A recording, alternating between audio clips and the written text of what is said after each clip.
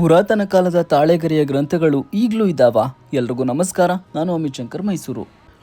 ಇವಾಗಿನ ಕಾಲಕ್ಕೆ ನಾಲೆಡ್ಜ್ ಅಥವಾ ಇನ್ಫಾರ್ಮೇಷನ್ನ ಮುಂದಿನ ಪೀಳಿಗೆಗೆ ರವಾನೆ ಮಾಡೋದಕ್ಕೋಸ್ಕರ ಅದನ್ನು ಪುಸ್ತಕಗಳ ರೂಪದಲ್ಲಿ, ಫೈಲ್ನ ರೂಪದಲ್ಲಿ ಕಂಪ್ಯೂಟರ್ನಲ್ಲಿ ಸ್ಟೋರೇಜ್ ಮಾಡ್ತೀವಿ.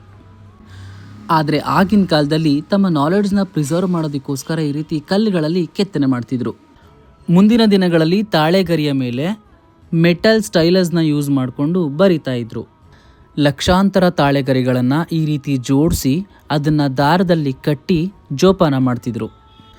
ಎಷ್ಟೇ ವರ್ಷ ಆದರೂ ಅದು ಹುಳ ಹೊಡೆಯಬಾರದು ಅಂತ ಹೇಳಿ ಸಿಟ್ರೋನೆಲ್ಲಾ ಆಯಿಲ್ನ ಯೂಸ್ ಮಾಡಿ ಅದನ್ನು ಪ್ರೊಟೆಕ್ಟ್ ಮಾಡ್ತಿದ್ರು. ಲಕ್ಷಾಂತರ ತಾಳೆಗರಿಯ ಗ್ರಂಥಗಳು ನಮ್ಮ ಮೈಸೂರಿನ ಕ್ರಾಫರ್ಡ್ ಹಾಲ್ನಲ್ಲಿ ಇದೆ ಅನ್ನೋದು ಹೆಮ್ಮೆಯ ವಿಚಾರ. ಇದೇ ಥರ ಇಂಟ್ರೆಸ್ಟಿಂಗ್ ಕಂಟೆಂಟ್ಗಳಿಗಾಗಿ ನನ್ನ ಪೇಜ್ನ ಫಾಲೋ ಮಾಡ್ಕೊಳ್ಳಿ. ಈ ವಿಡಿಯೋ ನಿಮ್ಗೆ ಇಷ್ಟ ಆಗಿದ್ರೆ ಎಸ್ ಅಂತ ಕಮೆಂಟ್ ಮಾಡಿ. ನಿಮ್ಮ ಫ್ರೆಂಡ್ಸ್ಗೆ ಈ ರೀಲ್ನ ಶೇರ್ ಮಾಡೋದನ್ನು ಮರಿಬೇಡಿ. Thank you.